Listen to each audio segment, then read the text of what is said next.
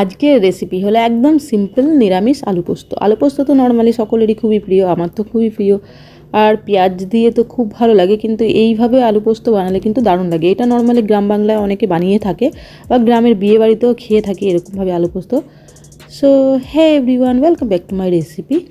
তাহলে চলুন ঝটপট দেখে নেওয়া যাক আমি কীভাবে আলু পোস্তটা বানাচ্ছি। ফার্স্টে এখানে কড়াইয়ের মধ্যে দিয়ে দেবো 3 টেবিল চামচ মাস্টার্ড অয়েল। তেলটা গরম হয়ে গেলে দিয়ে দেবো 2টো কাঁচা লঙ্কা ভেঙে দিয়ে দেবো আর 2টো শুকনো লঙ্কা।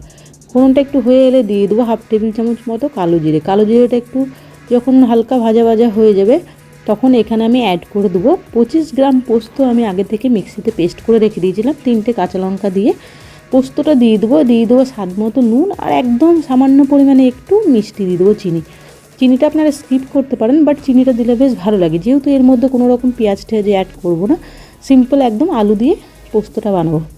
পোস্তটা একটু কষিয়ে নিয়ে আমি এখানে অ্যাড করে দেবো সেদ্ধ করে রাখা আলুটা এইভাবে সেদ্ধ করতে হবে, আলুটা যেন খুব ভালো মতো সেদ্ধ হয়ে যায় বাট গলে যেন না যায়। আলুটা দিয়ে খুব ভালো মতো পোস্তর সঙ্গে 3 মিনিট মতো লো আছে একটু কষিয়ে নিতে হবে। পোস্ত খুব বেশি না কষানোই ভালো, খুব বেশি কষালে কী হবে, পোস্তর যে একটা সুন্দর ফ্লেভার আছে সেটা কিন্তু নষ্ট হয়ে যায়। খুব ভালো করে আমি কষিয়ে নিয়েছি 3 মিনিট মতো লো ফ্লেমে। এরপর এখানে আমি গরম জল অ্যাড করবো। জলটা কিন্তু অবশ্যই গরম হতে হবে। রেসিপিটা একদম সিম্পল এবং খুব জলদি হয়ে যায়। এই পোস্তটা কিন্তু গ্রামের দিকে বিয়েবাড়িতে অনেক সময় বানিয়ে থাকে। আর এই পোস্তর মধ্যে কোনো রকম হলুদ বা লঙ্কার গুঁড়ো অ্যাড করা হবে না। এই পোস্তটা একদমই সাদা সাদা হবে।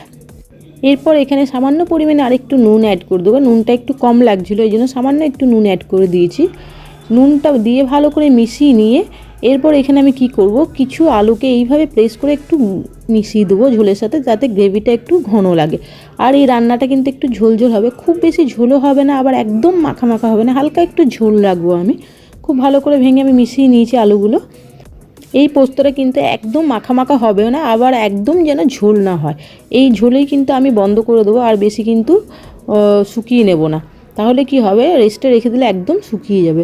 এরপর এখানে আমি অ্যাড করে দেবো 4টে কাঁচা লঙ্কা চেরা। এই রেসিপির মধ্যে সর্ষের তেলটা এবং কাঁচা লঙ্কাটা কিন্তু মাস্ট।